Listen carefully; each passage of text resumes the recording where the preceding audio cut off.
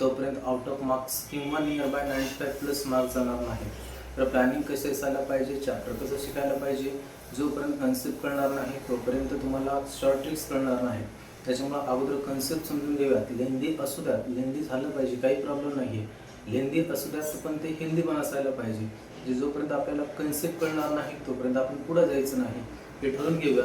आणि आज आपण फर्स्ट चॅप्टर 10चा आपण स्टार्ट करणार. त्याच्या अगोदर आपण स्ट्रॅटेजीचा व्हिडिओ तर यूट्यूबला आपण टाकणारच आहोत. पण स्ट्रॅटेजीच्या अगोदर चॅप्टर नेमकं काय, आता आपल्याला 7-8 महिन्यांमध्ये हे पूर्ण 13 आउट ऑफ 13 चॅप्टर फिनिश करायचे आहेत. आणि आपल्याला 100 आउट ऑफ 100 मार्क्स कसे घेता येईल याच्यावर आपल्याला काम करायचं आहे. तर आपण स्टार्ट करूयात. लिनियर इक्वेशन टू रिबस नेमकं काय असतं ते समजून घेऊ अगोदर. तर लिनियर इक्वेशन टू रिबस म्हणजे नेमकं काय असतं. तर एखादी इक्वेशन समजा the equation is a form ax plus by plus c is equal to 0 and their degree is 1. जर डिग्री 1 असेल, आता आपल्याला सोप्या भाषेत समजून घ्यायचं की नेमकं काय प्रश्न आहे सर. की समजा तुम्हाला मी एक्झाम्पल दिलं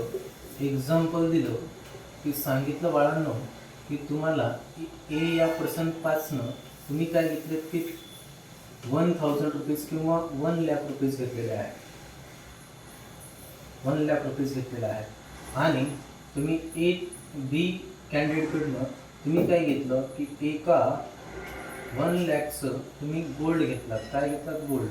आणि हे मनी आहे. तुम्हाला समजा आफ्टर काही टायमिंगच्या नंतर पैसे जर रिटर्न करायचे असेल तर 1 लाखाच्या पाठीमागं जर इंटरेस्ट जर नाही पकडला आपण, त्याच्यावर व्याज जर नाही पकडलं, उसने पैसे पकडले, तर तुम्हाला 1 लाखापैकी 1 लाखच रिटर्न करावं लागेल त्यांना. बरोबर आहे. पण मला सांगा, गोल्डची प्राइस ही काही फिक्स नाही आहे. कधी वाढेल, कधी कमी होईल, कधी आहे तसंच कॉन्स्टंट राहील. त्याच्यामुळे याला आपल्याला फिक्स नाही सांगता येणार की त्याला 1 लाख रुपयेच होणार. 1 लाख रुपये आज आलेले आहेत आणि येणाऱ्या काळामध्ये 1 लाख रुपये येतील याची गॅरंटी नाही. ते 2 लाख पण असू शकतात, 1.5 लाख पण असू शकतात, 80,000 असू शकतात, 70 असू शकतात, कमी जास्त किंवा इक्वल पैसे असू शकतात. तर ते फिक्स नाही आहे. फिक्स नाही, नो फिक्स. त्याला म्हणायचं व्हेरिएबल. काय म्हणायचं? व्हेरिएबल. काय म्हणायचं? व्हेरिएबल. आणि जे फिक्स आहे त्याला म्हणायचं कॉन्स्टंट. काय म्हणायचं? कॉन्स्टंट. काय म्हणायचं? कॉन्स्टंट. हे झालं आपलं पूर्ण डिटेल की नेमकं व्हेरिएबल कुणाला म्हणायचं. आता याच्यामध्ये ए बी सी हे कॉन्स्टंटचं रोल करतात. कॉन्स्टंट पकडतो आपण त्यांना. आणि एक्स वाय जे आहेत त्यांना म्हणायचं व्हेरिएबल. काय म्हणायचं? व्हेरिएबल. आणि व्हेरिएबल म्हटल्याच्या नंतर मग त्यांचा जो पॉवर आहे, डिग्री आहे, पॉवर जो आहे तो 1 असायला पाहिजे. याला म्हणतात लिनियर इक्वेशन टू रिवर्स. मग लिनियर इक्वेशन टू रिवर्स मग तो एकच पॉवर पाहिजे, डिवाइडला नको. आता आपण डायरेक्ट फर्स्ट एक्सरसाइज स्टार्ट करू की नेमकं काय असतं बाबा. की एखादी तुम्हाला मी एक्झाम्पल सांगेल की हा लिनियर इक्वेशन आहे का. 2x + 3x + 2y = 5 linear equation आहे. काही चेक करायचं नाही, कॉन्स्टंट चेक करायचं नाही, फक्त व्हेरिएबल. x आणि y दोन व्हेरिएबल आहे, त्यांचा पॉवर 1 आहे. चालेल. दुसरं समजा 3x² - 4y - 3 = 0. आता इथं x चा पॉवर 2 आहे, ते चालणारच नाही, कटून जाईल. थर्डला समजा 4x - 1/y = 3. हा y खाली गेला, डिनॉमिनेटरला नको. डिनॉमिनेटरला x आणि y हे नकोच बेटा, डिनॉमिनेटरला नको आहे. क्लिअर झालं. आणि ऑलवेज बी त्यांचा पॉवर याने हायेस्ट डिग्री जे आहे, हायेस्ट पॉवर जे आहे तो 1च असायला पाहिजे. इथपर्यंत क्लिअर झालं. आपण आता एक्सरसाइज सॉल्व्ह करू. त्याच्या अगोदर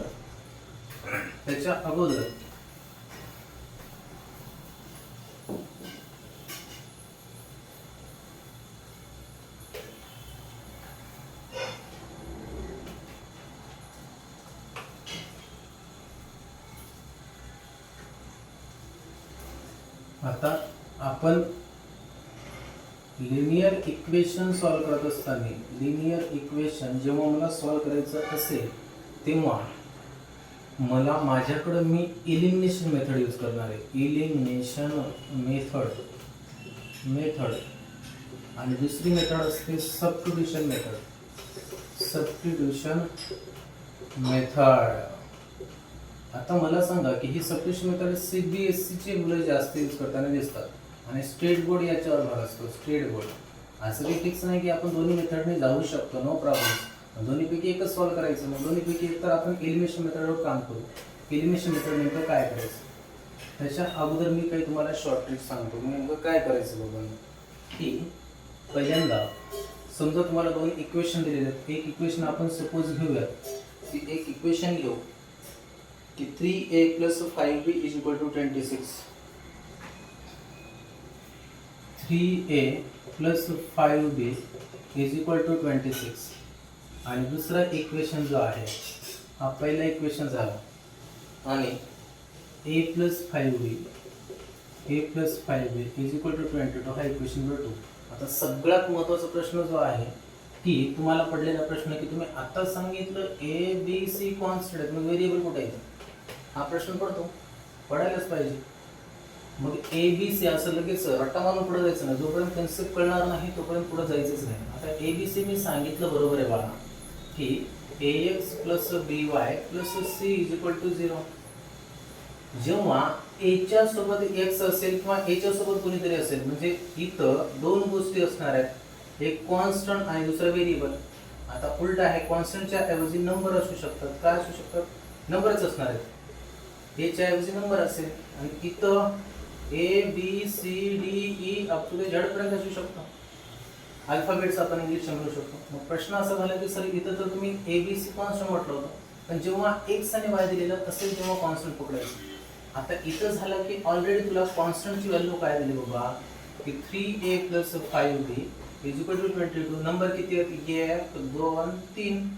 मग पहिल्या नंबरला a पकडायचं 3, दुसऱ्या नंबरला b पकडायचं 5 आणि c पकडायचं 22. क्लिअर झालं? म्हणजे या ठिकाणी व्हेरिएबलचं काम करतं a आणि b. आणि हे 3 5 आणि 22 म्हणजे 3 5 आणि 22 हे तुम्हाला कॉन्स्टंटचा रोल करताना दिसतात. हे समजणं गरजेचं आहे. क्लिअर झालं? आता आपण जाऊयात पुढं की एलिमिनेशन मेथड नेमकी काय करायची. पहिल्यांदा लक्ष द्या, दोन व्हेरिएबल्स इथं कोणते आहेत? व्हेरिएबल चेक करा. व्हेरिएबल चेक करा. पहिल्यांदा तुम्हाला व्हेरिएबल दिले कोणता? a आणि b. पहिला इक्वेशन, दुसरा इक्वेशन. पहिला फर्स्ट इक्वेशन, सेकंड इक्वेशन. आता फर्स्ट इक्वेशन आणि सेकंड इक्वेशनच्या डब्यामध्ये मला थोडंसं व्यवस्थित सांगतो पहा. जे सारखं असेल त्यांना सारखं करण्याचा प्रयत्न करायचा. जर नसेल तर आता इथं 3a आहे, इथं काहीच नाही म्हणजे 1 आहे. इथं 5b आहे, इथं 5b आहे. आता सारखं भेटलं, इथं 5b भेटलं, इथं 5b भेटलं, आपलं काम प्रत्येक झालं. जर नसलं भेटलं तर काय करायचं की इथे सारखं करून घ्यायचं. आता जसे जसे आपण एक्झाम्पल पुढे जाऊ तसं तसं समजत जाईल. आता 5b सारखं दिलंय, आता याला सारखं करण्याची गरज नाही. दोन्हीपैकी एकच सेम करण्याचा प्रयत्न करायचा की व्हेरिएबलचा जो कॉन्स्टंट आहे, सेम व्हेरिएबलचा जो कॉन्स्टंट आहे म्हणजे b चा कोएफिशिएंट किती आहे? 5 आहे. b चा कोएफिशिएंट किती आहे? 5 आहे. सारखा दिलाय, मग इकडे जायची गरजच नाही. इथं सेम दिलंय तर आपण ते सॉल्व्ह करू. नेमकं कशी एलिमिनेशन बाय एलिमिनेशन मेथड आपण चेक करतोय. By elimination method. आता लक्ष द्या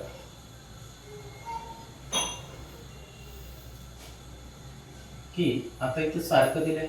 आता लक्ष द्या की ज्या वेळेस सेम असेल, आता मला सांगा की तुमच्यावर असा एक तवा आहे. तवा कळतो? पोळीचा. आणि या ठिकाणी तो गरम आहे. गरम आहे असं अजून करू आपण. आणि इकडं आहे तुमचं पाणी, याने वॉटर. आता मला सांगा तव्यावर जर पाणी टाकलं किंवा हे जर एक्झाम्पल कळत नसेल तर आपण दुसरं एक्झाम्पल घेऊ की इथं जर प्लस प्लस असेल तर इथले साईन बदलून घ्यायचे. इथले काय करायचे? साईन बदलून घ्यायचे. साईन जर बदलून घ्यायची वेळ आली, साईन बदलायचे असेल, चेंज करायचे असतील, चेंज करायचे असतील तर आपल्याला सबट्रॅक्शन करायचं. काय करायचं? सबट्रॅक्शन. आणि साईन नो चेंज याचा अर्थ ऑलरेडी चेंजच असतील ते करायचे नसतील, नो चेंज तर ॲडिशन करायची. हे रूल कळायला हवं. आता लक्ष द्या आता लक्ष द्या की इथं ऑलरेडी साईन सारखे आहेत, मला वेगळे पाहिजेत, तोपर्यंत भांडणच होणार नाही त्यांची. एक चांगला व्यक्ती आहे आणि एक वाईट आहे, तर त्यांचे भांडणं कसे होते? एक वाईट आणि म्हणजे सॉरी, एक चांगला आहे आणि एक वाईट आहे, त्याचे भांडणं व्हायलाच पाहिजे. पण दोन्ही चांगले आहेत आणि दोन्ही वाईट आहेत, मग ते दोन्ही वाईटमध्ये आता मला सांगा की दोन्ही जमणार नाही ना. एक तर अपोजिट म्हणजे लॉ ऑफ अट्रॅक्शन तुम्हाला माहिती आहे, एक मेल पाहिजे एक फिमेल पाहिजे, तरच त्यांचं कॉम्बिनेशन जमू शकतं. तर तुम्ही मला असं मेल सोबत मेल कॉम्बिनेशन कसं जमतं बरं? फिमेल सोबत फिमेल जमेल का? ते बदलून घ्यावं लागेल व्यक्ती, असं जमणार नाही. म्हणजे इथं प्लस मायनस मायनस मायनस जर पकडला, मेलला जर तू समजा प्लस पकडला, मेलला प्लस पकडला, प्लस प्लस कसं जमत जोडी? जमणार नाही. फिमेलला तू मायनस पकडला, मायनस मायनस मायनस मायनस जोडी पकडेल का? मग तुला बदलून घ्यावं लागेल, इथली एक फिमेल बदलून घ्यावं लागेल, फिमेल बदलून घेतलं म्हणजे मेल आला, असं करावं लागेल तुला, जोपर्यंत जमणार नाही. आता लक्ष द्या की यांचे साईन आपण बदलून घेऊ. त्यासाठी आपण काय करायचं, सगळ्यात मोठी व्हॅल्यू चेक करायची 26 22. Subtract equation 1 minus equation 2. इथपर्यंत क्लिअर झालं? इथपर्यंत क्लिअर झालं? मग काय केलं, 3a plus 5b is equal to 26. हा इक्वेशन नंबर 1 झाला. हे आहे तसंच लिहायचं, 1a plus 5b is equal to 22. हा इक्वेशन नंबर 2. पण सबट्रॅक्ट करतोय तर काय कर बेटा, इथं साईन नाही म्हणजे प्लस आहे, प्लसचं झालं मायनस, प्लसचं झालं मायनस, इथं साईन नाही म्हणजे प्लस आहे, प्लसचं झालं मायनस. आता हे 3 मधनं जर एक, आता इथे याला आपण मँगो पकडू, 3 मँगो मायनस 1 मँगो खाल्ला आपण, किती मँगो राहिला? 1. 5 मँगो आले होते, 5 पैकी 5 खाऊन टाकले, 0 कटलं ते. इज इक्वल टू किती? 26 मायनस 22 4 झालं. आता हे मल्टिप्लायचं कुठं जाणार? डिवाइडला. किती व्हॅल्यू आली? ए बरोबर 2 1 जा 2 2 जा 4. ए इज इक्वल टू किती आलं? ए इज इक्वल टू 2 आलं. आता हे आपण करू put A is equal to 2 in equation जे सोपं वाटतं त्या इक्वेशनमध्ये. एक दिसतंय की 2 दिसतंय? 1 2 दिसतंय मला, 2 मध्ये सोपं जाईल. आता इथं आहे तुमचं ए प्लस, इथं काही 1 लिहायची गरज नाही. 5b is equal to 22. H value 2 plus 5b is equal to 22. आता याच्या पुढं साईन नाही म्हणजे प्लस आहे, प्लसने जोडलं ते, इकडे जाऊन होणार मायनस. हे डब्बा माहिती आहे ना तुम्हाला, इथे डब्बा प्लस झालं मायनस, मायनस झालं प्लस, मल्टिप्लायचं झालं डिवाइड, आणि डिवाइडचं झालं मल्टिप्लाय. हे इक्वलचं साईन नाही बरं, फक्त साईन चेंज करण्यासाठी मी सांगितलं आहे. आता हे किती जाणार इथं? इथं किती जाणार? 2 इकडे गेला, 5b इज इक्वल टू, तर काही काही नमुने काय होतं, 2 - 2 0 करून टाकतो आणि 2 पुढे लिहितच नाही. त्याच्यासाठी किती केलं आपण? 22 - 2. 2 - 2 0 होणार आहे, पण हे 2 लिहायला विसरत नाही, नंतर 0 करून टाकतो. मग किती झाले? 20. हे मल्टिप्लायचं पुढे जाणार, डिवाइडला जाणार. मग इथं किती झालं? 5 × 5 5 4 जा. आता दोन्ही व्हॅल्यू आल्या, इथं डबे करायला विसरायचं नाही, चेक करायला सोपं गेलं पाहिजे. म्हणून इथं लिहायचं solution of given equation is, solution of given equation is एची व्हॅल्यू किती? 2 2,4. जर कळत नसेल तर a, b लिहून पुढं तुम्हाला 2,4 लिहायचं. 4,2 लिहिलं झालं उलट. त्याच्यामुळे पहिल्यांदा ए आणि बीच्या किमती लिहायला व्यवस्थित समजलेलं आहे का? डिफरंट क्लिअर झालं? चलो नेक्स्ट क्वेश्चनकडे आपण जाऊ. नेक्स्ट क्वेश्चनकडे जाऊ आपण. आता पहिला इक्वेशन झाला, पहिला क्वेश्चन झाला. आता दुसऱ्या क्वेश्चनकडे आपण जाऊयात. दुसऱ्या क्वेश्चनकडे जाऊ. आता नेमकं काय होतंय दुसऱ्या क्वेश्चनमध्ये? 2x - 3y, 2x - 3y is equal to 9. हा इक्वेशन नंबर फर्स्ट आहे. आणि 2x + y, 2x + y is equal to किती आहे बेटा? 13 आहे. आता लक्ष द्या, मी सांगितल्या पद्धतीने पहिल्यांदा व्हेरिएबलचा कोएफिशियंट सारखा करून घ्यायचं, जे शेजारचा आहे. इथं x च्या शेजारी किती आहे? इथं x लिहायचं, इथं y लिहायचं. पहिला इक्वेशन, दुसरा इक्वेशन. इथं डबे करायचे रफमध्ये. हे काही करत बसायचं नाही. इथं तुला अंडरस्टँडिंगसाठी सांगतो. x चं कोएफिशियंट किती आहे? तो 2 आहे. x चं कोएफिशियंट खालच्या इक्वेशनमध्ये 2 आहे. इथे किती आहे? -3 आहे. इथं आहे 1. आता लक्ष द्या, हे -3 सध्या नाही लिहिले तरी चालेल. इथं लक्ष द्या की 2 ऑलरेडी 2 2 दिलेत. इकडं काही करण्याची गरज नाही, ऑलरेडी सारखं दिलेलं आहे. त्याला अजिबात काहीच करायचं नाही. मग काय झालं? आता ऑलरेडी 2x इथं साईन प्लस आहे, इथं साईन प्लस आहे. मेन प्लस अरे प्लस प्लस ही जोडी जमणार आहे भाऊ. काय दोघांचं लग्न लावतो का? हा, दोघांचं लग्न लावतो का? अरे मेल सोबत फिमेलची जोडी पाहिजे तरच त्यांचं लग्न होईल, नाहीतर मग बिघडला कार्यक्रम. त्याच्यामुळं इथं प्लस आहे, इथं प्लस आहे. मग आपण एकाचं बदलून टाकू, एक बदलून टाकू, कोणीतरी एक फेकून देऊ बाजूला त्याला. मग काय करायचं, सगळ्यात मोठं इकडं कोण आहे ते चेक करायचं. आता दुसरं इक्वेशन आहे, 13 मोठा आहे, 2 मधनं 1 मायनस करू. इकडं जे मोठं आहे तेच मायनस करायचं. इथं लिहायचं सबट्रॅक्ट इक्वेशन, कारण की आपल्याला साईन बदलण्याची गरज आहे. आताच मी सांगितलं मेल झाले साईन बदलून टाका, फिमेल झाले साईन बदलून टाका. बदलण्यासाठी काय करायचं, सबट्रॅक्शन करायचं. सबट्रॅक्ट इक्वेशन 2 काय घेतलं. आता प्रश्न पडला असेल 2च काऊन घेतलं, 1 का नाही घेतलं. अरे पिलो 13 मोठा आहे 9 पेक्षा, कोण मोठे तर कळलं पाहिजे तुला.